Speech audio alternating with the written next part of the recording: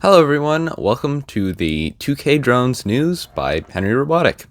So in this video, I'm going to be going over some leaks with the DJI Inspire 3 and DJI Avata drone. So first, starting off with the DJI Avata drone, it is basically a DJI FPV drone that's mini and meant for indoor use. It has ducted propellers that aim downwards with motors on top and a one-axis gimbal. It also apparently comes with DJI goggles that look different from the older DJI FPV goggles. They're a little more stretched according to the images and leaks that we've seen before. It apparently does not actually have a manual mode, which is pretty interesting for a DJI FPV drone. I'm not exactly sure what modes it will have and how much control you will have over the drone, but it's pretty interesting to see that. Now, looking at the images, we can tell it's a pretty small drone.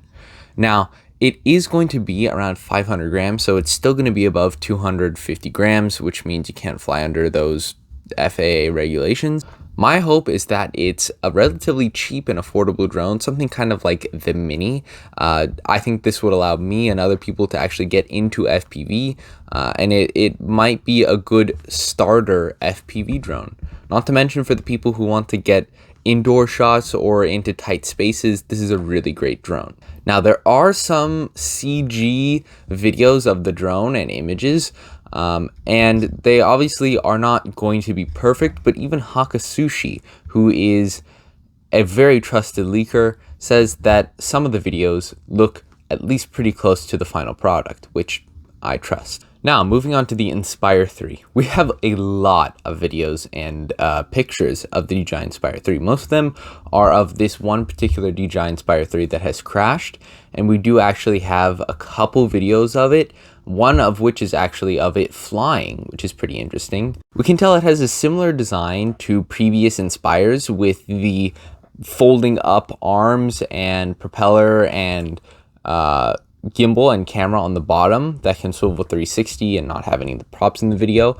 We can see the new FPV camera on it, which is the camera that's basically stuck to the body. It's a one-axis gimbal, and basically that allows whoever's flying the drone a better idea of which way the drone is facing.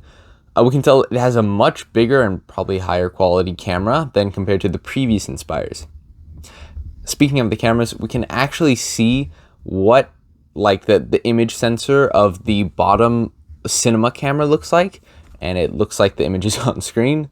What to me is interesting is that I was surprised we even saw any images of an Inspire 3.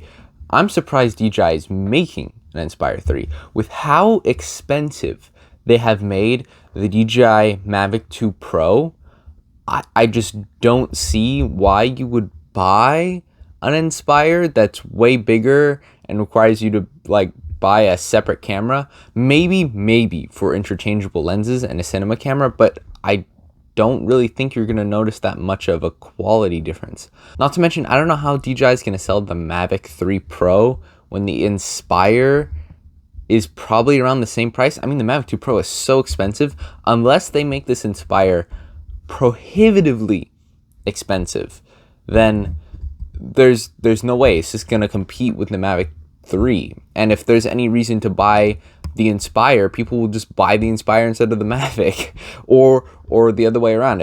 If the Inspire doesn't have better footage than the Mavic, everyone's just going to buy the Mavic. So it doesn't really make sense to me. It's kind of a conflicting place on DJI's kind of tier list of consumers, beginners, prosumers. It's just interesting to see this kind of caliber of drone coming out. When the Mavic 3 came out, I never expected to see another Inspire, and yet here we are. All right, everyone, thank you for watching my segment, and now back to Keith and Chuck.